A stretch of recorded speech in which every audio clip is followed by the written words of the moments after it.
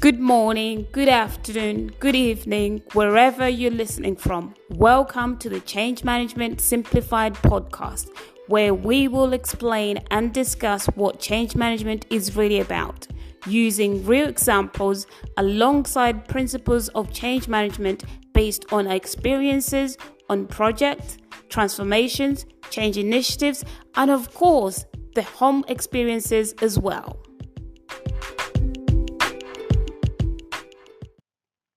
Hi, everybody. Welcome back to the Change Management Simplified podcast. Yet again, thank you for subscribing, thank you for listening, and thank you for following. Please continue to share so that we can share these experiences, but also just the enjoyment of listening to the podcast. I'm assuming you are, and this is why you keep coming back to listen. Now, today's episode is episode 21. And we are going to continue from where we stopped last week around organization change.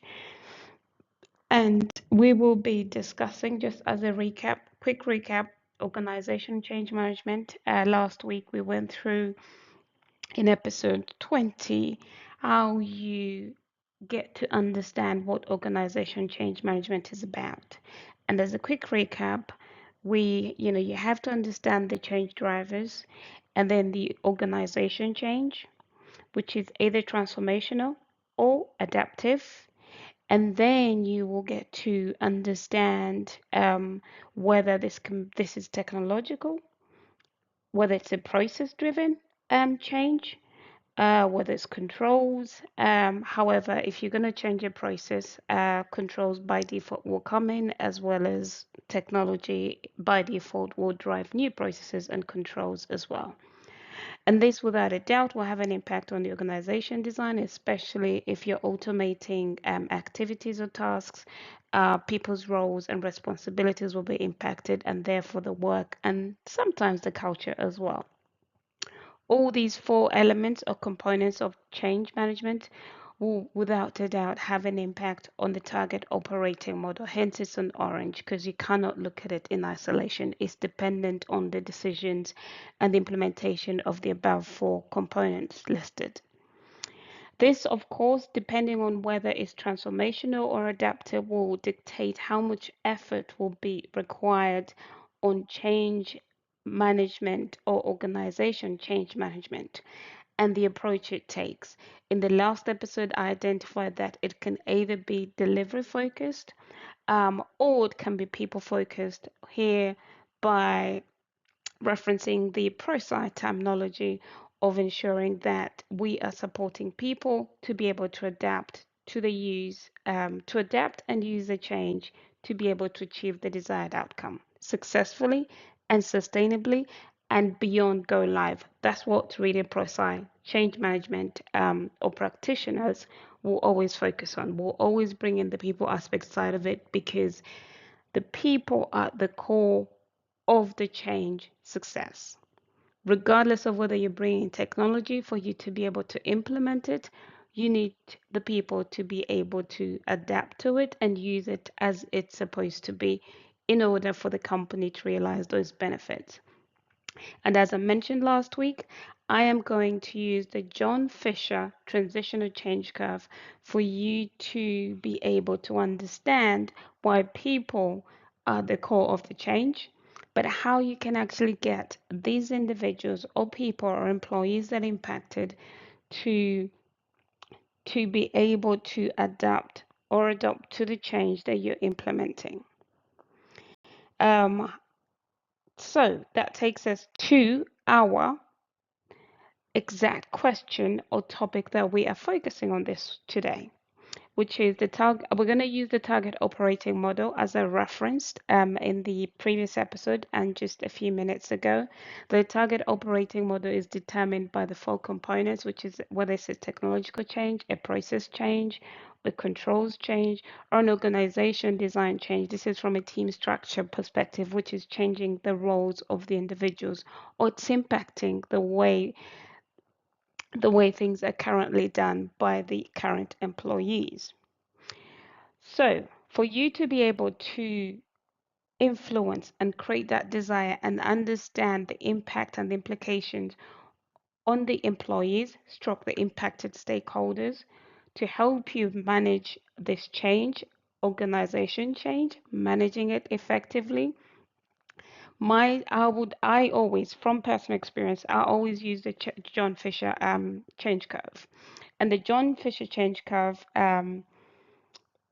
This this is a change curve. Again, John Fisher is another psychologist. In in people's emotions. Obviously he works with people, but also he more or less also advanced or came up with his change curve at the back of Elizabeth Kubler-Ross's change curve. Unfortunately, the death change curve, which was more of a change curve that individuals that have lost their loved ones that go through, and that helped her understand how to work with these individuals to help them get over their grief and to be able to move on, from there on. Now, John Fisher applied the same logic, but this time he focused it on a project, on employees, internal employees. Now, as a first step that I always apply to myself, and I will strongly encourage you to do so, is always remember that each individual that's impacted will go through this change journey at their own pace. Do not expect every single person to move at your pace as you expect them, or at the fellow peers pace as well. Some individuals might be excited about this change, some people might not. They might get halfway and they might just lose focus, they might lose interest, and could be maybe you dropped the ball and forgot about them and didn't bother to take them on the change journey. Or just simply overlooked them because you didn't identify them from the very beginning. So now, John Fisher, we're going to use, as I mentioned, we're going to use the process of the transition, John Fisher 2012 edition, personal transition curve. And you see he uses the word personal transition. It means it's at an individual, it's at the person's level of transition. Hence my first point at the beginning, which is remember each person goes through their change journey at their own pace, and therefore do not generalize where each individual or each team might be when you're going through a particular change initiative or transformation. Typically, there are about 4 stages, but in the 2012 edition, John Fisher, I would say, improved it by incorporating a number of different emotional states. And when I say emotional states, these are the stages that an individual goes through emotionally when the change is presented in front of them, when they realize they have to go through this change. They cannot get away from it. The company is pushing it through. For example, we're pushing through or we're implementing a new system. I'll always use a new system because that tends to bring drastic changes. Or implementing a new system, new reporting standard, and as a result, we have to define new processes, new controls. Roles and responsibilities are changing, but at the same time, we do have the opportunity to centralize certain roles, and therefore some people's roles going forward will change or eventually be eliminated. Now, the first thing that any human being will think about or will react to such a change will be shock. They'll be anxious. Is this change going to, am I going to lose my job? Hence the the facial expression on my landing on the thumbnail, which is an individual crying, I'm going to lose my job. Can I cope with this change? This is usually a shock to individuals who've been in the company for a long time and have been doing this activity or task or this role for such a long time and don't want to change. Then you've got some individuals, for example, those who haven't been around for so long in the company, but feel the company should have advanced or implemented new technologies to help them with their current roles, some time ago, and they've been a bit behind. So these individuals are excited. The company is definitely doing something, about it. This will improve processing time, allowing me as an individual to perform, to perform more value add activities like storytelling instead of, reconciling. And as they go through that journey, you might come across another individual who would, who will be doesn't quite know where they're at, and they don't know how this will impact them. One, because you as a change manager or practitioner or a sponsor haven't quite effectively explained the purpose and the objective of this change. And by the way, as I've mentioned in the previous episodes before, communicating this change and the purpose should be an ongoing activity that you as a sponsor, a transformation lead, and a change practitioner need to do quite frequently, but not too much to make them shut down and not listen to you. It has to be as often as and when it's needed. And you will know when it's needed. It's when people don't are not engaged and they keep asking the same question, why are we doing this? Why are we doing this? Feel free to explain. There's an average. I always say to people that I work with that on average, it takes about 7 times why someone needs to believe and understand and actually really perceive and listen to what you're saying about the change and therefore accept it. Um, and then once accepted, some individuals, and it could be someone who's thought, yes, you know what, the change is great. Let's get on with it, and they were happy. And then they get to realize that actually, my goodness, this is a bloody big transformation. We're changing the system, we're changing the process. My job is effectively changing because the reporting standard we were using before is not the same. I have to learn, let's say, for example, I have to move from UK GAAP to IFRS reporting. I don't know anything about IFRS reporting standard. And yet, my bosses or the CFOs expect me to be analyzing and reporting on these numbers and advising them of the financial statements and the financial results and the impact it has on our KPIs. They will start to get scared. And as a change practitioner, you have to continuously, you know, keep them motivated, keep them learning, proactively get them involved in the change so that they actually you take them on the journey with you.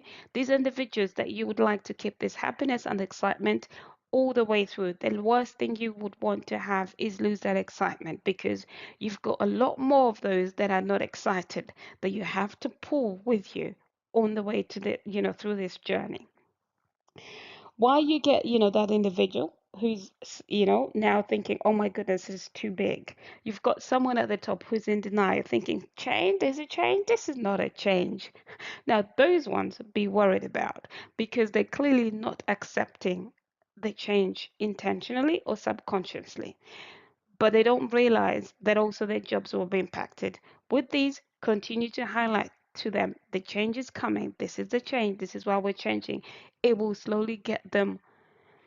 It will eventually get them up to the point where they accept the change. Also, proactively involve them in the scoping of the requirements, as well as workshops where we're discussing how we could be configuring the system. There, they will definitely wake up to the fact that the change is happening and get out of the denial stage, and therefore start getting on board and start getting excited about the change.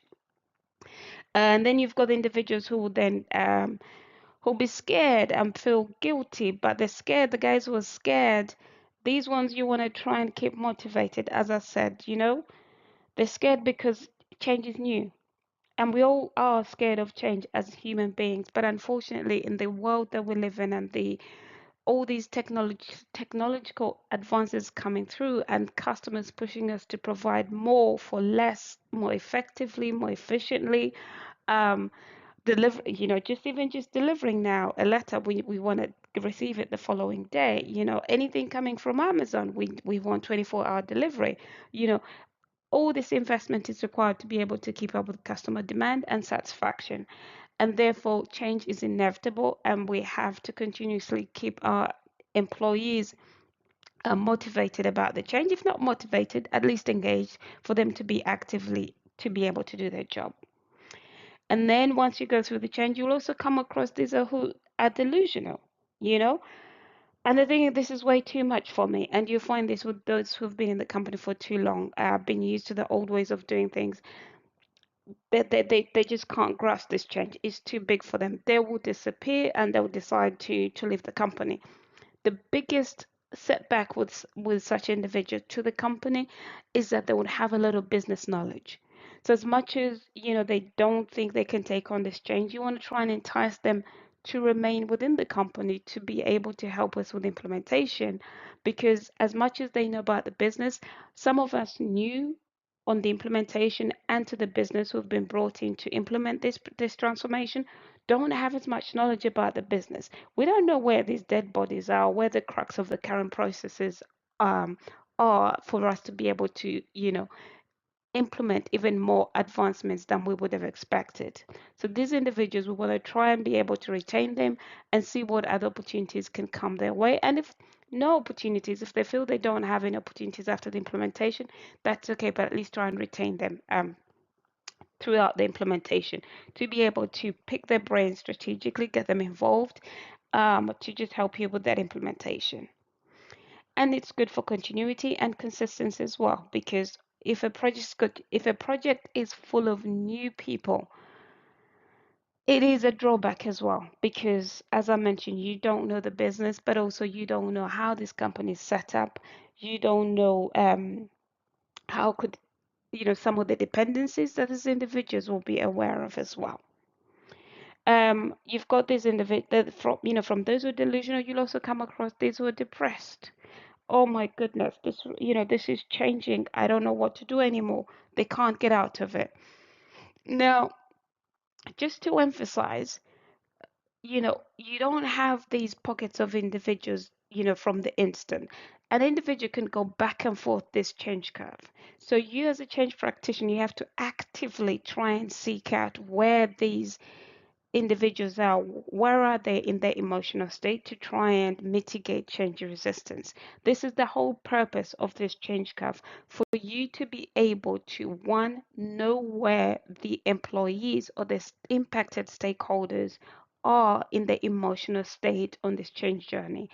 And the reason for that is that it will allow you to have constructive discussions, constructive messaging, constructive communication that is appealing, that is focused, and that is targeted to those individuals or to that group of people. If you're unable to understand where they're at in the emotional state, I can guarantee you, as a change practitioner or transformation lead or a sponsor, you will struggle to keep them engaged and focused and walk this journey with you. Because at the end of the day, you need these individuals to be able to execute the change and also to inherit it and adapt it, to be able to realize the benefits of the company having invested millions of in a system for it to be used effectively.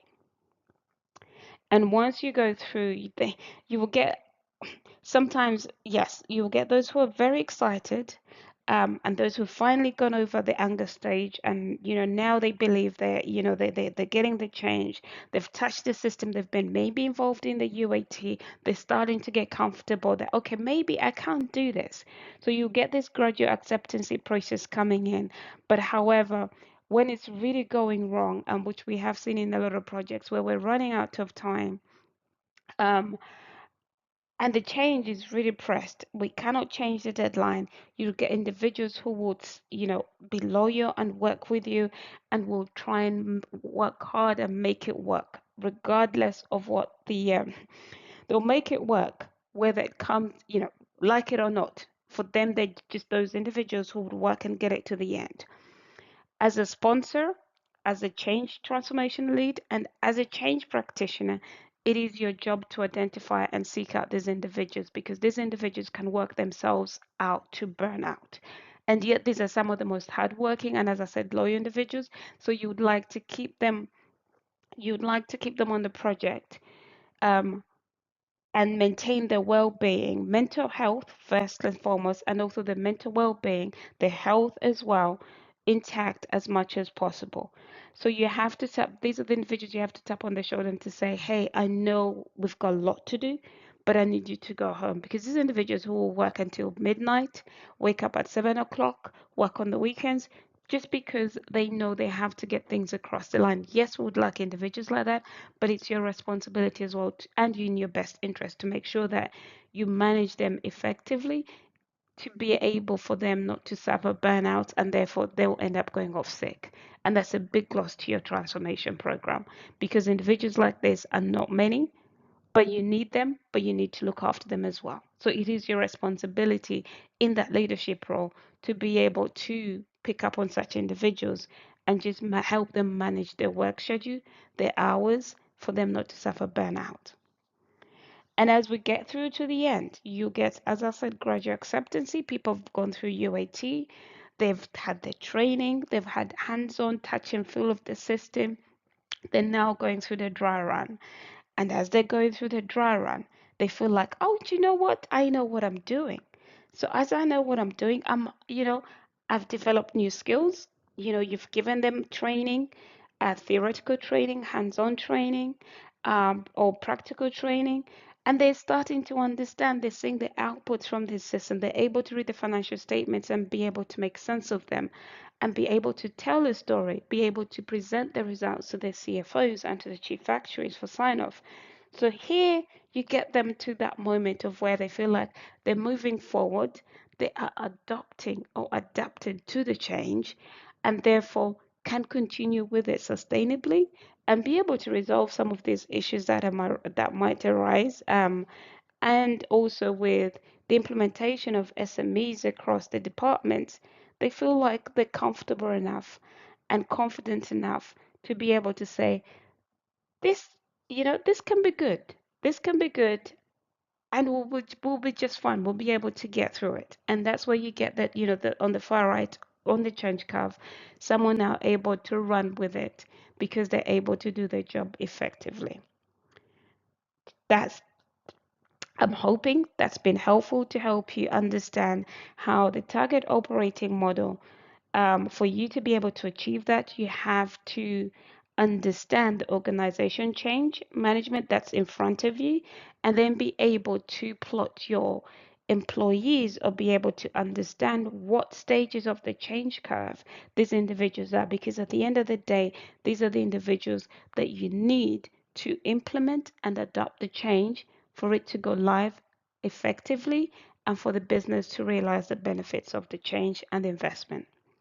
Hopefully that's been interest to you and useful for you, and see you next week. And by the way, do not forget to subscribe and also to follow. Thank you. If you find this podcast beneficial or interesting, please press follow, like, or subscribe. Lastly, and of course, don't forget to spread the word by sharing. Thank you for listening.